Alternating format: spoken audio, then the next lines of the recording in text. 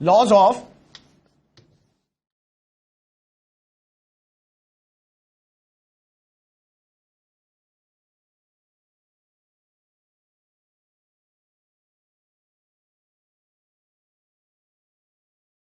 Chemical combinations. Laws of chemical combination, अब देखो ये बड़ी जरूरी चीज है। जब मैटर एक दूसरे के साथ कंबाइन करेगा, जब मैटर एक दूसरे के साथ रिएक्ट करेगा। अब मिक्सचर से हमारा इतना लेना देना नहीं है, हमारा ज्यादा लेना देना कंपाउंड से है, क्योंकि अब हम लोग केमिकल कॉम्बिनेशन पे आ रहे हैं। केमिकल कॉम्बिनेशन मतलब अगर जिन एलिमेंट्स की मैंने बात की थी वो आपस में कंबाइन करें और कंबाइन करके उनका कंपाउंड बने, तो ये किन लॉस के हिसाब से होगा, ये किस चीज के हिसाब से होगा। कल की तारीख में मैं तुम्हें कोई एलिमेंट पकड़ा दूं, मल्टीपल एलिमेंट्स पकड़ा दूं, और तुम उनका रिएक्शन करके मुझे कंपाउंड्स बनाने के लिए दो, तो उनके आपस में कॉम्बिनेशन होके कंपाउंड बने, इसके पीछे गवर्निंग लॉस क्या है। बहुत पुराने जमाने में जब केमिस्ट्री इवॉल्व हो रही थी, तो उस टाइम पर वैज्ञानिकों ने कुछ ऐसे लॉस दिए थे जिन लॉस के बेसिस पर पूरी केमिस्ट्री चलती है। लॉज ऑफ केमिकल कॉम्बिनेशन बहुत जरूरी है, इंपॉर्टेंट है, इसको ध्यान से पढ़ना। इसके अंदर सबसे पहले एक ऐसा लॉ है जो हम लोगों ने यंगर क्लासेस में पढ़ा है, जिसे हम बोलेंगे law of conservation of mass, and the law can be very easily and simply stated as being the total mass involved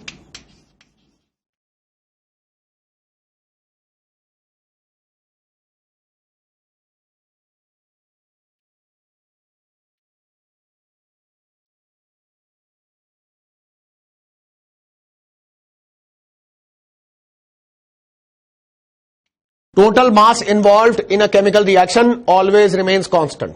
कोई केमिकल रिएक्शन करोगे तो उस केमिकल रिएक्शन के अंदर जो total amount of mass involve होगा वो हमेशा कांस्टेंट रहेगा।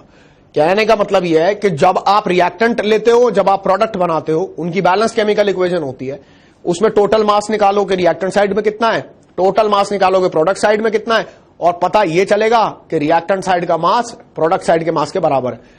कहने का मतलब सिर्फ इतना है कि मास जो है वो डिस्ट्रॉय नहीं होता, मास क्रिएट नहीं होता, मास डिस्ट्रॉय नहीं होता। लॉ ऑफ कंजर्वेशन ऑफ मास को अगर हमें किसी दूसरे तरीके से बोलना पड़े तो दूसरे तरीके से बोल दूं, matter can neither be created nor be destroyed, total mass remains constant, mass of reactants must be equal to mass of products. ये हमको मालूम है कि केमिकल रिएक्शन में जो मास इन्वॉल्व होता है वो मास जो है वो चेंज नहीं करता। एक एग्जांपल लेके इसको अगर देख लेते हैं तो वो बेटर रहेगा। इधर देखो एक बार और इसको समझने की कोशिश कर लेना। सपोजिंग मैं ऐसे बोल दूं, calcium carbonate reacts with sulphuric acid,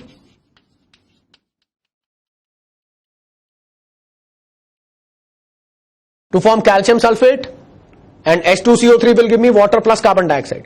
चलो इसके बीच में सबसे पहले मास का टोटल मारना शुरू करते हैं। इधर बताओ कैल्शियम कार्बोनेट का मॉलिक्यूलर मास क्या होगा, 100 एटॉमिक मास यूनिट, जिसको छोटा यू करके लिख सकते हो। और H2SO4 के लिए टोटल मॉलिक्यूलर मास कितना होगा, 98U। सल्फेट आयन, इतना याद रखो, सल्फेट आयन 96 का होता है, सल्फर के 32 और 4 ऑक्सीजन के 16 4 64, तो 64 और 32 कितना होता है, तो 96 प्लस 2 हाइड्रोजन के, तो 96 प्लस 2 मतलब 98 atomic mass unit, that will be the molecular mass of H2SO4। Calcium का कितना, 40, कार्बन कितना 12, 6 एटॉमिक नंबर होता है उसका, 12 एटॉमिक मास लेके चलोगे। ऑक्सीजन का 16 मल्टीप्लाइड बाई 3 48। तो अब इसको टोटल करके देखो, 48 plus 12 plus 40, this will be a total of 100। तो टोटल मास कितना है यहां पर, 100 plus 98 will give you 198 atomic mass unit. और अगर मैं इस साइड पे आ जाऊं, अब प्रोडक्ट साइड पे, तो यहां पे टोटल मास निकालें। चलो आसान है, सल्फेट आयन पूरा मिला के 96 है। सल्फेट का मास याद रखो ना, सल्फेट का मास तुम्हें बहुत बार काम आएगा। सल्फेट का मास 96 है और कैल्शियम 40 है, तो 96 और 40 कितना होगा, 136। पानी का कितना होता है, ऑक्सीजन का 16 और हाइड्रोजन के 2, तो 16 प्लस 2 कितना हो गया, 18। और कार्बन डाइऑक्साइड का कितना होगा, 2 ऑक्सीजन का हो गया 32, 32 और कार्बन का हो गया 12, तो 32 और 12 कितना हुआ 44। वैसे तो इतना कैलकुलेट करने की भी जरूरत नहीं है, टोटल मास सेम ही रहता है। Find out what is 136 plus 18 plus 44, this will be a total of 198 atomic mass unit. तो वो ये 198 atomic mass unit, total amount of mass which is present in the reactant is same as the total amount of mass which is present in the product. Chemical reactions के अंदर law of conservation of मास हमेशा valid होता है। ये कोई जरूरी नहीं है कि उसमें सारे कंपाउंड्स ही इन्वॉल्व हो, एलिमेंट्स भी इन्वॉल्व हो सकते, जैसे कि H2 plus half O2 gives you H2O। अब देखो H2 का कितना हो गया, बोलो सर 2 एटॉमिक मास यूनिट। एक हाइड्रोजन का 1 होता है, तो 2 हाइड्रोजन का कितना हो गया 2 एटॉमिक मास यूनिट। अच्छा half O2 is like calculating what is half into 2, half into 2, ये हाफ मल्टीप्लाइड बाय 2, O2 का 2, तो हाफ इंटू 2 कितना होता है, दैट इज 1।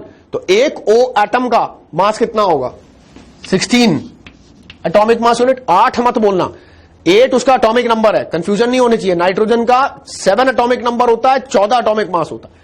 ऑक्सीजन का 8 एटॉमिक नंबर होता है, 16 एटॉमिक मास होता है। एटॉमिक मास और एटॉमिक नंबर के बीच में अगर कंफ्यूजन हो तो पीरियोडिक टेबल को जरूर रेफर करो। हमेशा पीरियोडिक टेबल की एक कॉपी अपनी किताब के अंदर डाल के रखो, उसको रेफर करते रहो, बार बार रेफर करोगे, एक टाइम के बाद उसको रेफर करने की आगे जरूरत नहीं पड़ेगी। ये जरूर करना, पीरियोडिक टेबल हमेशा अपने पास रखो। If you are comfortable with atomic masses फिर जरूरत नहीं है रखने की, फिर आप बिना पीरियोडिक टेबल की हेल्प के ही चलने की कोशिश करो।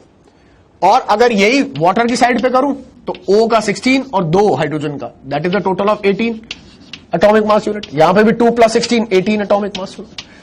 लॉ ऑफ कंजर्वेशन ऑफ मास बहुत सिंपल है, कुछ नहीं करना, दोनों साइड के में अपने एलिमेंट्स या कंपाउंड जो उनके टोटल मासेस निकाल लो, यही प्रूव कर दो कि रिएक्टेंट साइड पे टोटल मास इतना है सर, प्रोडक्ट साइड पे भी टोटल मास उतना ही।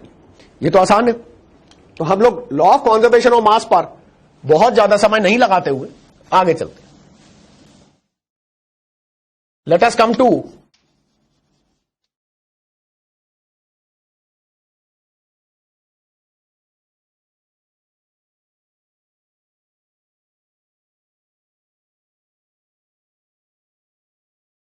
Law of constant composition.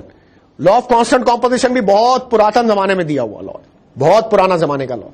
और वो कहता है elements always combine in a fixed ratio by mass to form stable compounds. इसको पहले लिख लेते हैं।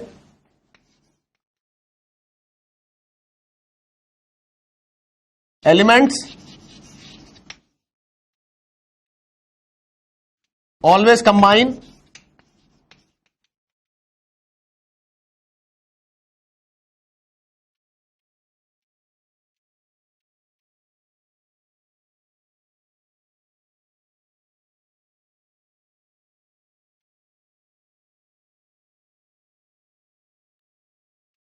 elements always combine in a fixed ratio by mass, always combine in a fixed ratio by mass to form stable compounds।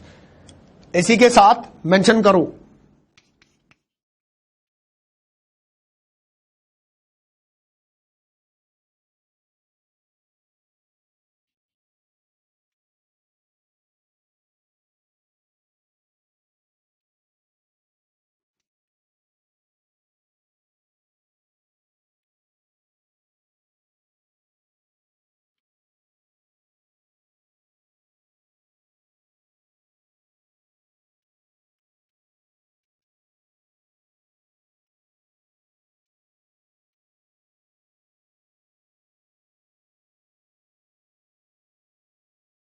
This ratio always remains fixed irrespective of the source or method of synthesis of the compound।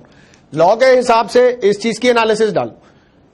Elements always combine in a fixed ratio by mass to form stable compounds. अगर मुझे कोई compound बनाना है और वो compound, जरूरी बात है सारे कंपाउंड्स एलिमेंट्स के ही कॉम्बिनेशन से बन रहे हैं, 2 एलिमेंट्स आपस में जुड़ते हैं तो कंपाउंड बनता है। Elements always combine in a fixed ratio by मास, जब उनका आपस में कॉम्बिनेशन होता है तो इसका कितना मास चाहिए और इसका कितना मास चाहिए कि ये आपस में जुड़ जाए, ये मास कांस्टेंट है। तभी तो उसका नाम उन्होंने डाला है law of constant composition. Constant composition का मतलब मैं जब इन एलिमेंट ए और एलिमेंट बी इन दोनों का रिएक्शन करके कोई कंपाउंड बनाऊंगा तो इसमें ए और बी का क्या क्या मास लग रहा होगा, वो मास कांस्टेंट रहेगा।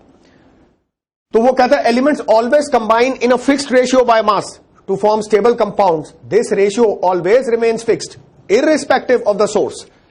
Irrespective of the source, source का मतलब कि आप उसको कहां से लाते हो। मान लो वो कंपाउंड को मैं धरती में खड्डा खोद के उसके अंदर से गैसेस निकाल रहा हूं तो उसमें से मेरी एक गैस कार्बन डाइऑक्साइड निकल रही है।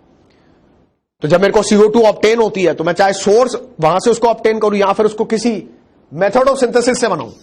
मेथड ऑफ सिंथेसिस से कार्बन डाइऑक्साइड को बहुत सारे अलग अलग रिएक्शन से बनाया जा सकता है। जैसे कोई सैंपल कंपाउंड ही लेना है तो सैंपल कंपाउंड लिया, जैसे फॉर एग्जाम्पल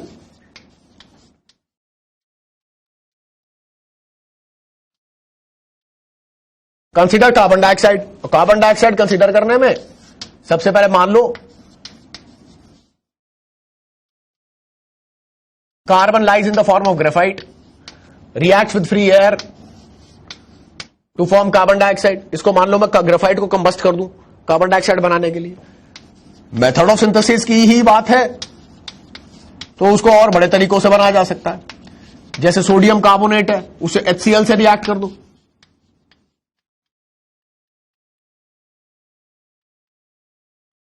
तो कार्बन डाइऑक्साइड इससे भी बन जाएगा, इससे भी बन जाएगा। ऐसा कुछ है तो किसी कंबस्टन रिएक्शन से बना लो, जैसे मीथेन हो गया।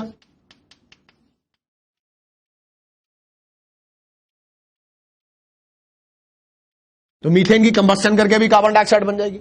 वो कहता है कि सर आप चाहे CO2 को किसी भी सोर्स से ऑब्टेन कर लो या फिर आप CO2 को किसी मेथड ऑफ सिंथेसिस से बना लो, जो कार्बन डाइऑक्साइड आप बनाओगे वो चाहे किसी भी मेथड से बने, चाहे वो किसी भी सोर्स से ऑब्टेन हो, उस कार्बन डाइऑक्साइड के अंदर carbon is to oxygen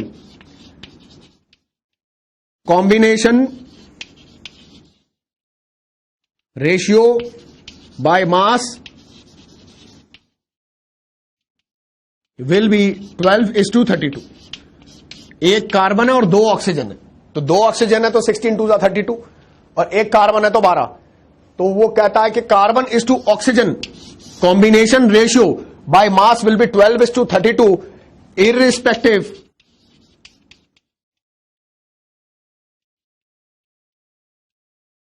of obtaining CO2 by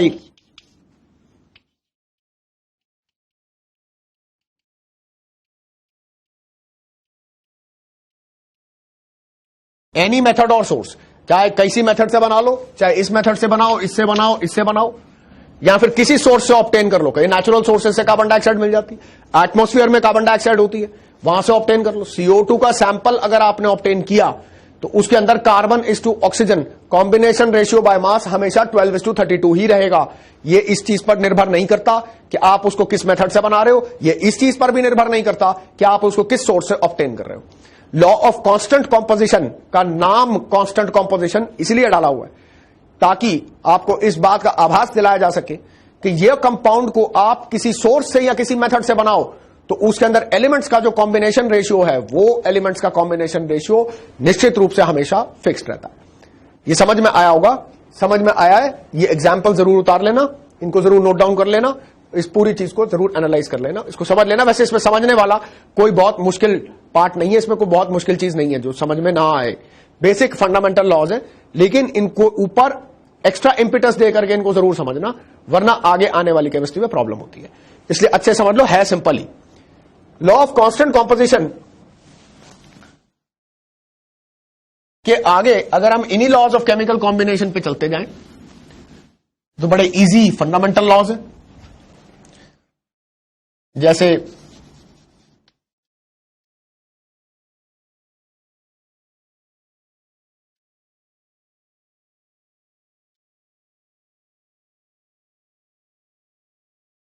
law of multiple proportions है। अब लॉ ऑफ मल्टीपल प्रोपोर्शंस बड़ा इजी सा है, इसकी पहले स्टेटमेंट सुन के देख लो। वो कहता है when a fixed amount of element A, कोई एलिमेंट ए है और उसका अमाउंट फिक्स्ड है, when a fixed amount of element A combines with different amounts of element B to form different compounds. Element A का amount fixed है लेकिन B का amount fix नहीं है, तो ए बी के साथ कंबाइन करके अलग अलग टाइप के एलिमेंट्स, अलग अलग टाइप के कंपाउंड्स बना रहा है। तो कहता है when a fixed amount of element A combines with different amounts of element B to form different compounds, then different amounts of element B थे ना, जिसको अभी हमने लिया, different amounts of element B always bear a simple ratio. तो इसको पहले statement को लिख लेते, उससे हमें थोड़ी आसानी होगी, कम से रेफरेंस रहेगा बोर्ड के ऊपर। When a fixed amount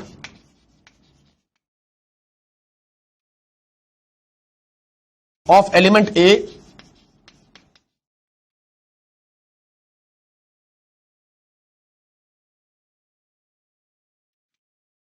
combines with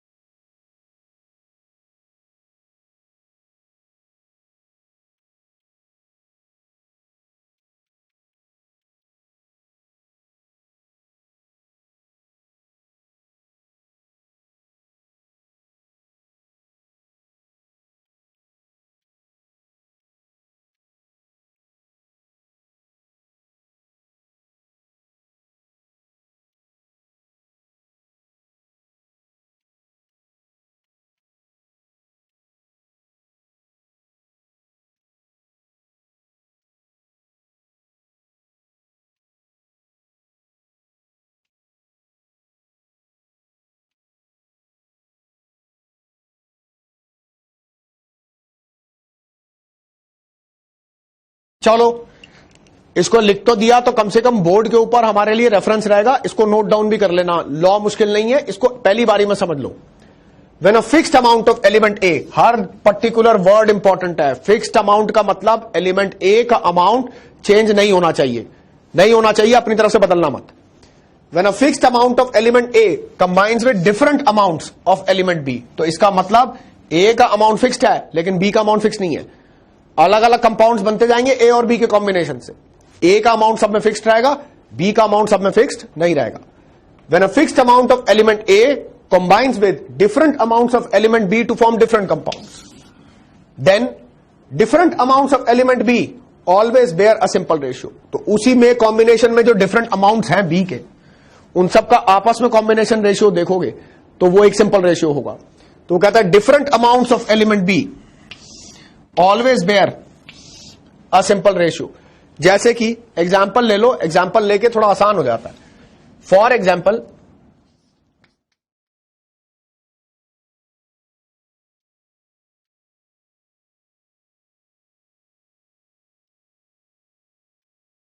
carbon combines with oxygen to form carbon monoxide, carbon combines with oxygen also to form carbon dioxide। इसके अंदर कार्बन का अमाउंट कितना लग रहा है, इसका एटॉमिक मास बोलो 12 एटॉमिक मास यूनिट, और ऑक्सीजन का कितना लग रहा है 16 atomic mass unit, half O2, तो एक ही O एटम हुआ। इसके अंदर भी 12 एटॉमिक मास यूनिट, तो एलिमेंट ए का अमाउंट फिक्स्ड है, ये देख रहे हो, तो यहां पे मेंशन किया when fixed amount of element A, तो इसका मतलब एलिमेंट ए का अमाउंट इसमें फिक्स्ड है। Different amounts of element B, ये बी है, ये ए हुआ, ये बी हुआ, तो बी के अंदर अमाउंट क्या है, एक ओ एटम का 16 atomic mass unit, 2 oxygen atom का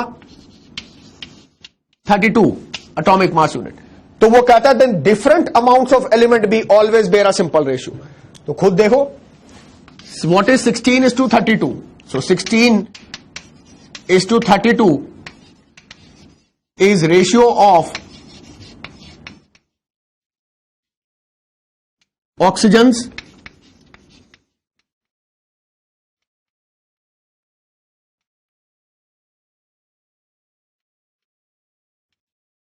involved in the two reactions, that is 1:2। तो जब एलिमेंट ए का अमाउंट फिक्स्ड हो तो एलिमेंट बी के अमाउंट वेरी करे, वेरिएशन जो होता है वो हमेशा सिंपल रेशियो में होना चाहिए। और एग्जांपल लेके देख लो, जैसे N2 combines with half O2 to form N2O, N2 plus O2 can also form nitric oxide, N2 plus 3/2 O2 gives you N2O3, N2 plus 2O2 gives you N2O4, N2 plus 5/2O2 give you N2O5. बहुत सारे oxides बना लिए. Polyvalent multiple valencies exhibit करने वाला element है, बहुत सारे oxides बना सकता है, उसमें तो कोई प्रॉब्लम नहीं है. देखो अब तुम्हारे लिए शायद ओरल भी हो जाएगा, बहुत मुश्किल नहीं है. इसमें नाइट्रोजन का अमाउंट कितना है? 14 multiplied by 2, 28 atomic mass unit. 14 नहीं बोलना, 28. 7 एटॉमिक नंबर होता है नाइट्रोजन का, 14 एटॉमिक मास होता है. तो N2 का कितना हो गया? 14 2 28. इसमें 28, इसमें कितना? 28, इसमें भी 28, इसमें भी 28, इसमें भी 28. तो हमारी पांचों एक्सपेरिमेंट्स में नाइट्रोजन का अमाउंट फिक्स्ड है. उसी से ही तो वो शुरू करता है ना, fixed amount of element A. तो एलिमेंट ए ये है, ये एलिमेंट बी है. तो एलिमेंट ए का अमाउंट इन सारे रिएक्शंस में फिक्स्ड है. इसमें ऑक्सीजन का अमाउंट कितना हो गया? 16. इसके अंदर कितना हो गया? 32. 3/2 O2 मतलब 3 O एटम्स, मास कितना हो गया? 48. इसमें 2 O2 मतलब 64, और इसमें 5 O एटम या 5/2 O2 मतलब 80. So what will be 16 is to 32 is to 48 is to 64 is to 80 according to the 5 experiments which we have shown there. ये तो सिंपल रेशियो में ही आ रहे हैं. तो ये जो रेशियो होगा, ये रेशियो क्या होगा? 1:2:3:4:5. तो law of multiple proportions, multiple देखो वर्ड का मतलब भी समझ में आता. कोई कहता कांस्टेंट कॉम्पोजिशन, कोई कहता मल्टीपल प्रोपोर्शन. तो सिर्फ इनके नाम से भी हमें इस लॉ का आइडिया लग जाता है कि लॉ क्या है. तो लॉ ऑफ मल्टीपल प्रोपोर्शंस का मतलब एलिमेंट ए का अमाउंट रहे फिक्स्ड, बी का अमाउंट ना रहे फिक्स्ड. तो बी का अमाउंट वेरिएबल है. ए का अमाउंट अगर फिक्स्ड है और बी का अमाउंट वेरिएबल है, तो जो बी के वेरिएबल अमाउंट्स हैं वो सारे सिंपल रेशियो बेयर करते हैं. इसे लॉ ऑफ मल्टीपल प्रोपोर्शंस बोलते हैं. इसके अलावा जो हमारा नेक्स्ट लॉ है उसे हम लोग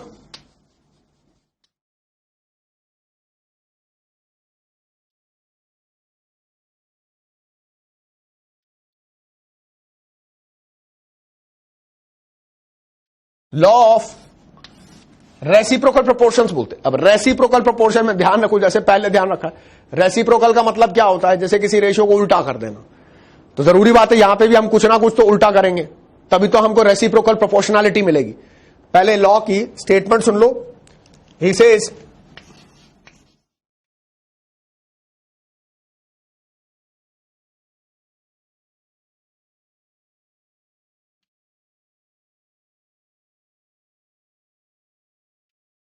ये तो लॉ बढ़िया हो गया.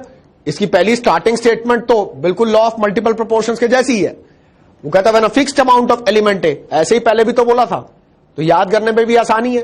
When a fixed amount of element A combines with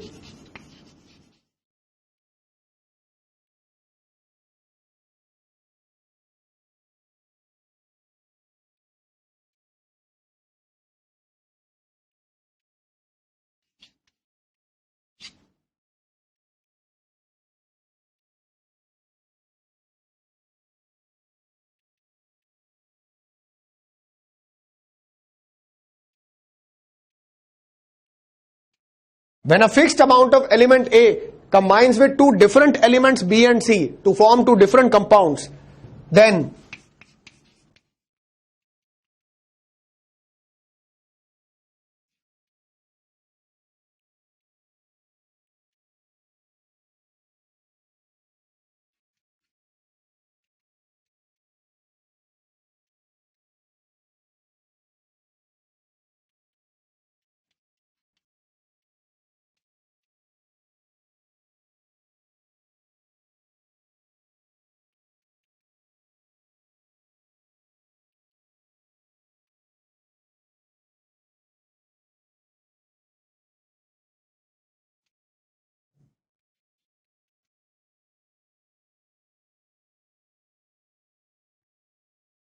statement थोड़ी लंबी है लेकिन लॉ मुश्किल नहीं है.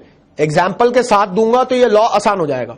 वैसे पढ़ने में देखो, समझने की कोशिश तो करो, कोई प्रॉब्लम नहीं है. स्टेटमेंट में कई बार थोड़ी सी तकलीफ होती है, हम उसको एग्जाम्पल में डाल देंगे, वो साफ हो जाएगा. बिल्कुल देखो इधर, when a fixed amount of element A, तो ये तो पहले जैसा ही है। When fixed amount of element A का मतलब ए का अमाउंट ऑफ वेरी नहीं करना, ए का अमाउंट फिक्स्ड है। When a fixed amount of element A combines with two different elements B and C. अब पहले क्या था कि बी के ही अलग अलग अमाउंट थे, अब की बार नहीं है, अब की बार बी और सी दो अलग अलग एलिमेंट्स है। Combines with two different elements B and C to form two different compounds. तो अब दो अलग अलग कंपाउंड बन रहे हैं, एक ए का बी के साथ और एक ए का सी के साथ। Then if B and C combine, अब मान लो ए पिक्चर में से हट जाए और बी और सी का आपस में कॉम्बिनेशन हो। If B and C combine they do so in the same proportion as A combined with B and A combined with C. जरूरी बात है, जब ए बी के साथ रिएक्ट कर रहा होगा तो ए का बी के साथ एक कॉम्बिनेशन रेशियो रहा होगा। साइंटिस्ट बोलते हैं अगर ए सी के साथ कंबाइन कर रहा होगा तो ए का सी के साथ भी एक कॉम्बिनेशन रेशियो रहा होगा। अगर मान लीजिए बी का सी के साथ कॉम्बिनेशन होता है तो वो उसी प्रोपोर्शन में होता है जिस प्रोपोर्शन में ए बी के साथ कंबाइन किया था और ए सी के साथ कंबाइन किया था। कैसे, उसको मैथमेटिकली डिवाइस कर रहे हैं, मैथमेटिकली डाल लेंगे तो बड़ा आसान सा हो जाएगा। एक बार देख लेना, ये स्टेटमेंट जब तक मैं उस तरफ लिखूंगा ये स्टेटमेंट आप कॉपी कर लो।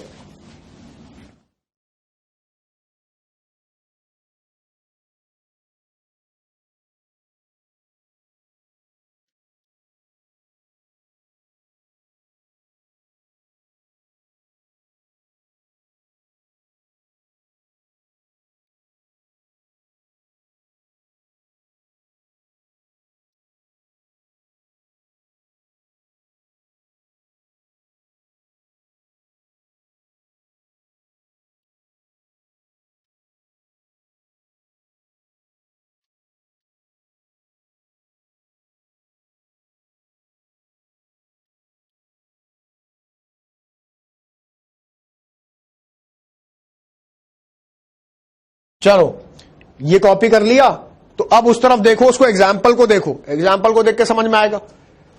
सपोजिंग मेरे पास सोडियम मेटल हो और मैं सोडियम का हाइड्रोजन के साथ कॉम्बिनेशन करवाऊं तो मुझे सोडियम हाइड्राइड मिलता है। अगर मेरे पास सोडियम मेटल हो और मैं उसका क्लोरीन के साथ कॉम्बिनेशन करवाऊं तो मुझे सोडियम क्लोराइड मिलता है। हर एक्सपेरिमेंट में ये समझ लो, ये एलिमेंट ए, ये एलिमेंट बी है और ये एलिमेंट सी है।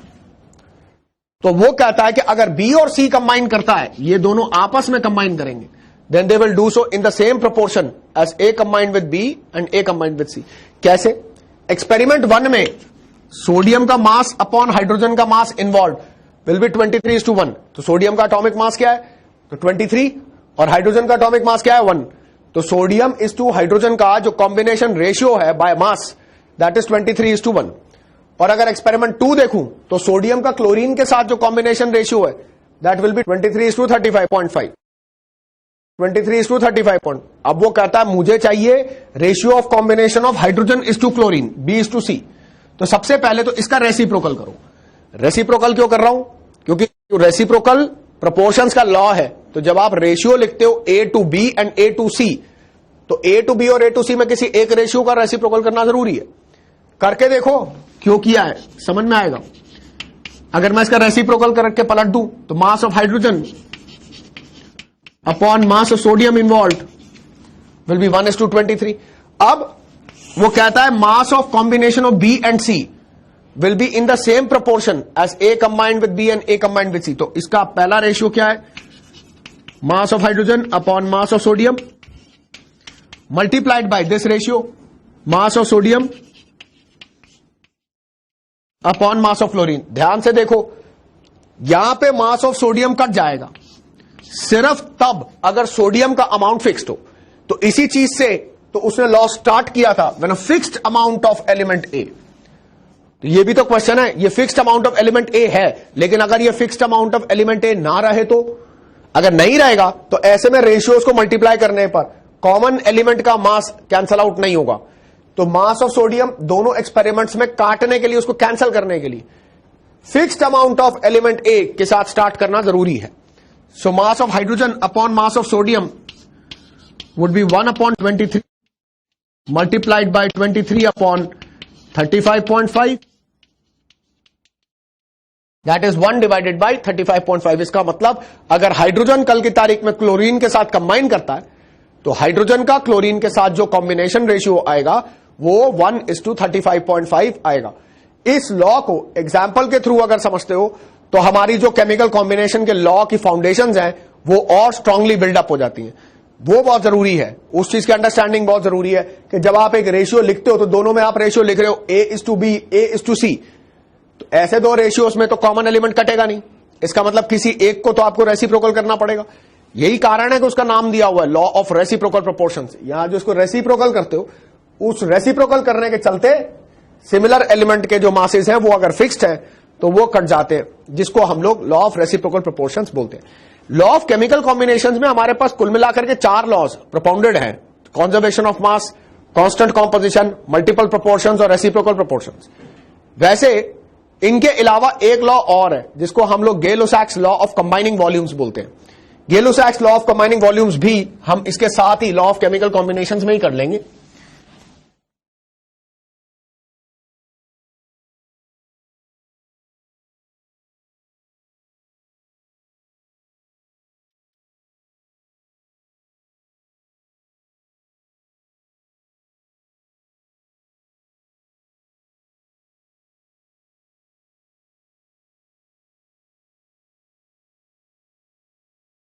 गेलो-सैक्स लॉ ऑफ कंबाइनिंग वॉल्यूम्स एक बार देख लो, लॉ मुश्किल नहीं है, बड़ा आसान सा है। फॉर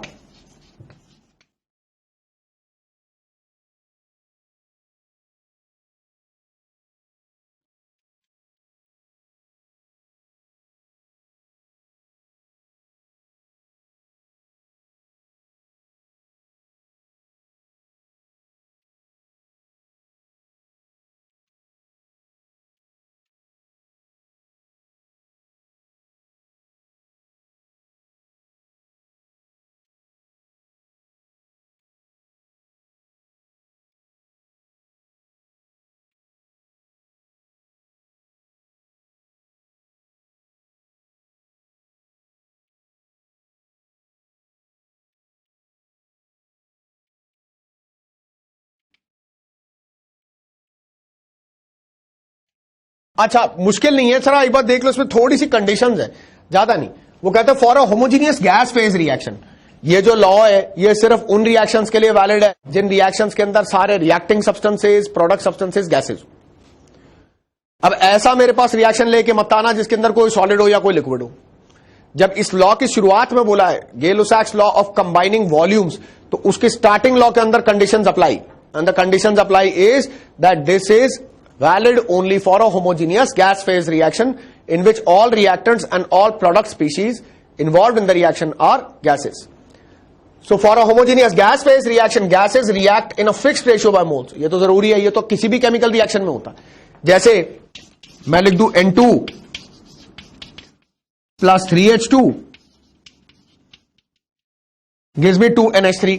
अब इसके आगे लिख दिया 1, तो मैं कोई भी, मेरे को बच्चा भी कोई आके बताएगा और कोई कहेगा sir 1 mole of nitrogen reacts with 3 moles of hydrogen to give me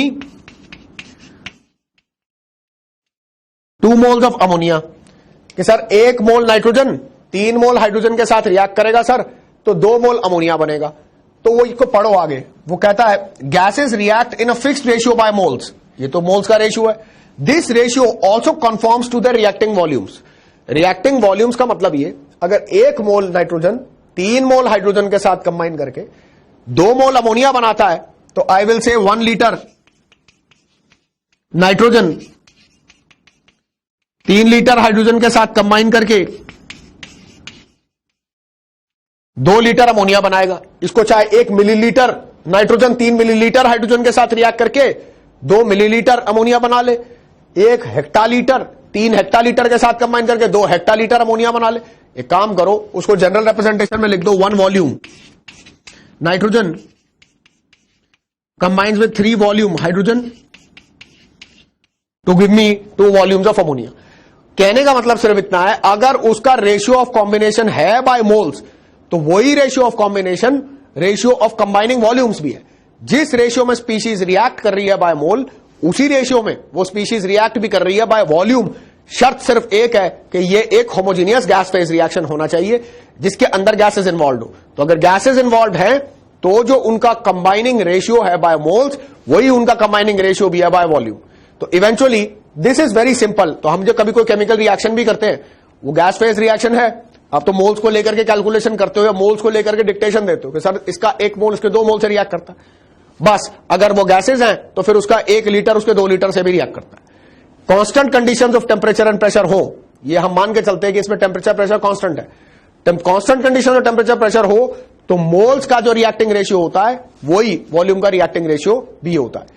Our overall discussion in this particular lecture conforms to all your laws of chemical combination and basics of matter, material particles and their constitution, matter in the form of compounds and elements and mixtures, and then consequently with the fundamental laws that govern chemistry and its applications. Thank you very much for your patient listening.